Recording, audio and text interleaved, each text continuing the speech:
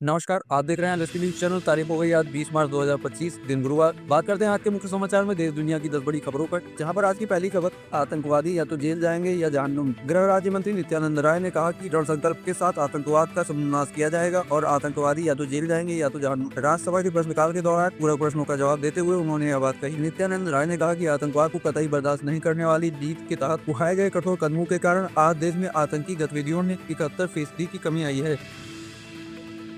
जन औषधि केंद्रों ने देश भर में गरीब रोगियों के बचाए 30,000 करोड़। केंद्रीय स्वास्थ्य मंत्री जेपी नड्डा ने बुधवार को कहा कि जन औषधि केंद्रों के माध्यम से अब तक गरीबों के 30,000 करोड़ रुपए बचे हैं। इसके अलावा आयुष्मान योजना तथा स्वास्थ्य क्षेत्र के अन्य कार्यक्रमों से भी गरीबों को भारी राहत मिली। राज्यसभा में स्वास्थ्य मंत्रालय के कामकाज पर हुई चर्चा का जवाब देते हुए जेपी नड्डा ने कहा कि प्रधानमंत्री नेशनल डायलिसिस प्रोग्राम और आयुष्मान जन आरोग्य योजना के जरिए गरीब रोगियों के 16,000 करोड़ रुपए बचे हैं।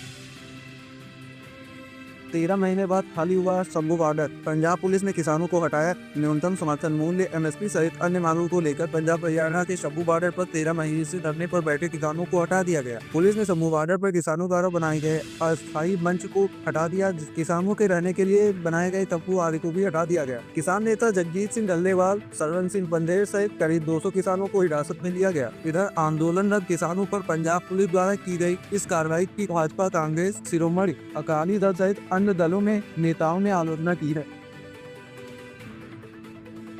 पुतिन के बाद ट्रंप ने जेलेंस्की को मिलाया फोन। युद्ध विराम पर हुई बात, अमेरिकी राष्ट्रपति ने बताया क्या क्या हुआ। रूस के साथ चल रहे युद्ध को खत्म करने को लेकर यूक्रेन के राष्ट्रपति वोलोदिमीर जेलेंस्की, अमेरिका के राष्ट्रपति डोनाल्ड ट्रंप ने लगभग 1 घंटे तक बातचीत की। जेलेंस्की ने अमेरिका से यूक्रेन और रूस के बीच युद्ध विराम की निगरानी करने की अपील की। बातचीत के बाद ट्रंप ने इसकी जानकारी दी। अमेरिकी राष्ट्रपति ट्रंप ने सोशल मीडिया प्लेटफॉर्म ट्रुथ पर लिखा, यूक्रेन के राष्ट्रपति जेलेंस्की के साथ बहुत अच्छी टेलीफोन कॉल पर बात हुई। यह लगभग 1 घंटे तक चली चर्चा का अधिकांश हिस्सा कल राष्ट्रपति पुतिन के साथ की गई कॉल पर आधारित था, ताकि रूस और यूक्रेन दोनों को उनके अनुरोधों और आवश्यकताओं के संदर्भ में समझा जा सके। हम पूरी तरह से सही रास्ते पर हैं और राष्ट्रीय सुरक्षा सलाहकार माइकल वॉट्स से चर्चा किए गए बिंदुओं का सटीक विवरण देने के लिए कहूँगा। वक्तव्य से जल्द ही जारी किया जाएगा। पीएम मोदी ने सुनीता विलियम्स के साथ शेयर की तस्वीर, बोले पृथ्वी ने आपको याद किया। नासा की अंतरिक्ष यात्री सुनीता विलियम्स और बुच विलियम्स 9 महीने तक अंतरिक्ष में रहने के बाद बुधवार तड़के पृथ्वी पर वापस लौटे। दोनों अंतरिक्ष यात्री 5 जून 2024 को बोइंग के नए स्टारलाइनर क्रू यान में सवार होकर अंतरिक्ष गए थे और उन्हें एक ही हफ्ते में वापस लौटना था। हालांकि यान में खराबी होने के कारण उन्हें अंतरिक्ष में रहना पड़ा। अंतरिक्ष से वापसी पर सुनीता विलियम्स और बुच विलियम्स को दुनिया भर से बधाइयां मिल रही हैं। भारत के प्रधानमंत्री नरेंद्र मोदी ने भी दोनों को बधाई देते हुए एक्स पर लिखा, आपका स्वागत है 29, धरती ने आपको याद किया। मुंबई इंडियंस की कप्तानी को लेकर हार्दिक पांड्या के बयान ने एमआई फैंस के बीच मचाई खलबली। मुंबई इंडियंस के कप्तान हार्दिक पांड्या ने पिछले साल के खराब सीजन के बाद आगामी सीजन में 5 इंडियन प्रीमियर लीग चैंपियंस की कमान संभालने के लिए अपने साथ अनुभवी नेताओं को पाकर आभार व्यक्त किया। पिछले साल मुंबई इंडियंस में लौटे पांड्या ने टीम के भीतर मौजूद अनुभव और उपलब्ध मार्गदर्शन को स्वीकार किया।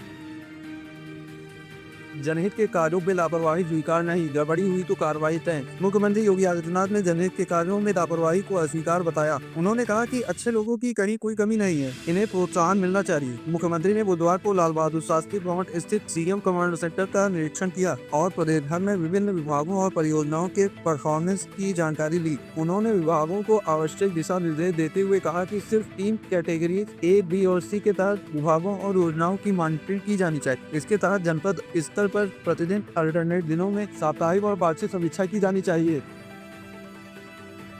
भारत ने गाजा के हालात पर जताई चिंता, कहा सभी बंधकों को किया जाए रिहा। गाजा ने एक बार फिर इजराइल की ओर से हमले शुरू कर दिए गए। इस बीच भारत ने बुधवार को कहा कि वह गाजा की स्थिति को लेकर चिंतित है। भारत ने संघर्ष प्रभावित फिलिस्तीनी क्षेत्र के लोगों को मानवीय सहायता उपलब्ध कराने के लिए अपील भी की। भारत की यह टिप्पणी ऐसे समय आई जब इजराइल ने गाजा पर भीषण हमले किए। विदेश मंत्रालय ने कहा, हम गाजा की स्थिति को लेकर चिंतित हैं। यह महत्वपूर्ण है कि सभी बंधकों को रिहा किया जाए। बयान में कहा गया, हम गाजा के लोगों को मानवीय सहायता की आपूर्ति जारी करने का भी आह्वान करते हैं।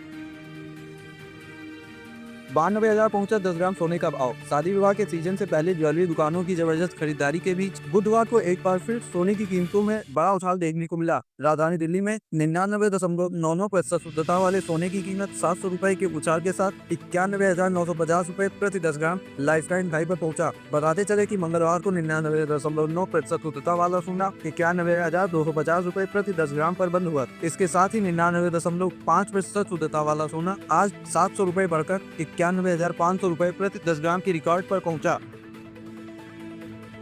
कैबिनेट में यूपीआई पर इंसेंटिव देने की योजना को दी गई मंजूरी। राष्ट्रीय कुशल मिशन के तहत 3,400 करोड़ रुपए मंजूर। प्रधानमंत्री नरेंद्र मोदी के नेतृत्व में कैबिनेट ने आम और बड़े प्रस्तावों को मंजूरी दी। मंत्रिमंडल ने कम वैल्यू वाले भी यूपीआई ट्रांजैक्शन को बढ़ावा देने के लिए 1500 करोड़ रुपए की इंसेंटिव को मंजूरी दी। छोटे व्यापारियों की कैटेगरी से संबंधित 2,000 रुपए तक के ट्रांजैक्शन के लिए प्रति ट्रांजैक्शन वैल्यू पर 0.15% की दर से इंसेंटिव प्रदान किया जाएगा। कम वैल्यू वाले भीम यूपीआई लेन देन को बढ़ावा देने के लिए प्रोत्साहन योजना 1 अप्रैल 2024 से 31 मार्च 2025 तक 1500 करोड़ रुपए के अनुमानित परिव्यय के साथ लागू की जाएगी। ऐसी ही डेली न्यूज अपडेट्स के लिए एलएसबी न्यूज चैनल को सब्सक्राइब करें, वीडियो को लाइक करें, शेयर करें अपने दोस्तों के साथ, कमेंट बॉक्स में अपनी राय जरूर दें। फिर मिलते हैं मुख्य समाचारों के साथ। नमस्कार।